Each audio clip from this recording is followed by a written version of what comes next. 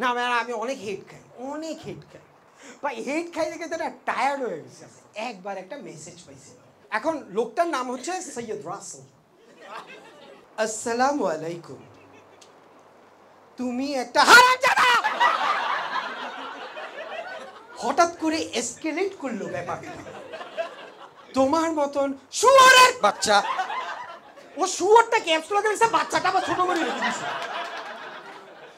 মানে ওর টাইপ করার সময় কি শুয়োর বাচ্চা। তোর মতন মানুষের আমি গুষ্টি, আমি চাট গাইয়া।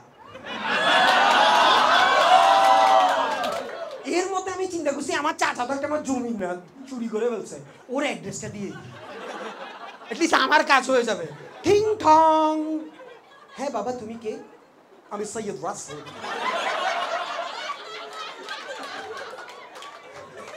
হ্যাঁ বাবা বলো, আপনি কি আহমেদ আশিকের সাথে পরিচিত আছেন? হ্যাঁ, ও আমার ভাতিজা, এটা একটা হারামজাদা।